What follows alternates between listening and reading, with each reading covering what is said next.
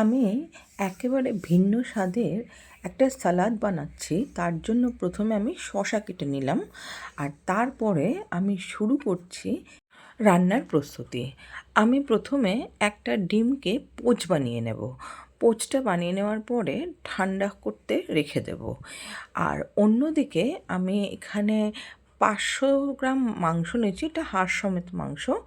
এর মধ্যে স্বাদ মতো নুন দিলাম, আর দেব হাফ টিস্পুন ভিনিগার আর হাফ টিস্পুন সয়া সস। এটা আমি লাইট সয়া সস ইউজ করেছি, তোমরা চাইলে এখানে ডার্ক সয়া সসও ইউজ করতে পারো। এবারে এগুলোকে দিয়ে আমি খুব ভালো করে চিকেনের সাথে উপকরণগুলোকে মিশিয়ে নেব। মিশিয়ে ম্যারিনেট হতে দেবো যতক্ষণ সম্ভব ততক্ষণ। আমি এখানে 20 মিনিট মতন ম্যারিনেট করেছি। এবারে একটা মিক্সিং জারে রসুন নিয়েছিলাম 4-5 কোয়া, স্বাদ মতন ঝালের জন্য যতটা তোমরা ঝাল খাবে সেই অনুযায়ী লঙ্কা, একটা চিজের কিউব, আর যেটা আমি করে রেখেছিলাম পোচটা সেটাকে দিয়ে আর কয়েক দানা কাজু দিয়ে আমি একটা ব্লেন্ড করে নিয়েছিলাম দুধের সাহায্যে। আর এদিকে আদার্স যে চপিংগুলো সেগুলো সেরে নিচ্ছি সালাদের জন্য, যেমন পেঁয়াজ, বেল পেপার, ক্যাপসিকাম আর শসা। এগুলোকে খুব সুন্দর করে স্লাইস করে নিয়ে তারপরে ছোটো ছোটো করে কেটে নিয়েছি। এরপরে এই সমস্ত স্লাইসগুলোকে আমি একটা বোলের মধ্যে ঢেলে দেবো। ঢেলে দিয়ে হাতের সাহায্যে একটু মিশিয়ে নেব, বিশেষ করে যে পেঁয়াজের স্লাইসগুলোকে একটু ছাড়িয়ে নেব। এভাবে মিশিয়ে নিয়ে আমি সাইড করে রেখে দেব।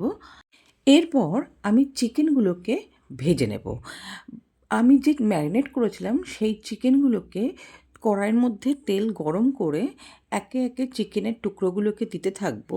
তারপরে এগুলোকে একদম লাল লাল হওয়া পর্যন্ত ভাজতে থাকবো। যখন পুরোপুরি চিকেনটা এক পিঠ লাল হয়ে যাবে, উল্টে দিয়ে অন্য পিঠও লাল যখন হয়ে যাবে, একেবারে কড়াই থেকে তুলে নেব। এটা হতে মিনিমাম 6 থেকে 7 মিনিটই সময় লাগবে। এইভাবে পুরো চিকেনের ব্যাচগুলোকে উঠিয়ে নেব।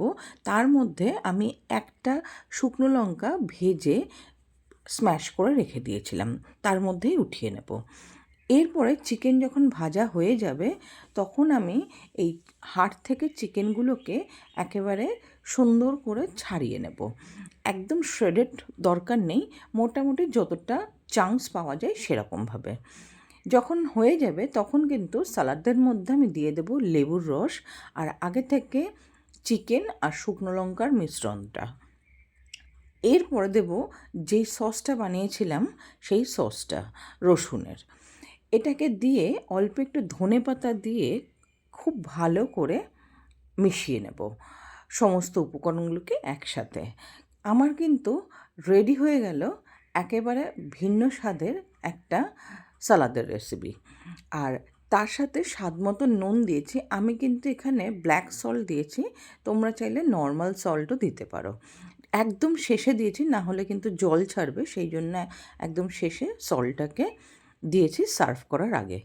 এবারে আর কিছুই না, এবারে শুধু একটা সার্ভিং প্লেটে এটাকে সার্ভ করতে হবে।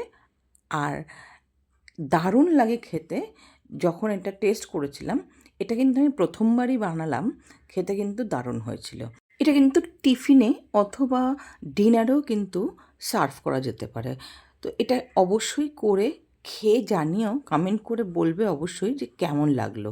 দেখা হবে নেক্সট ভিডিওতে। আজ এই পর্যন্তই, ততক্ষণের জন্য টাটা।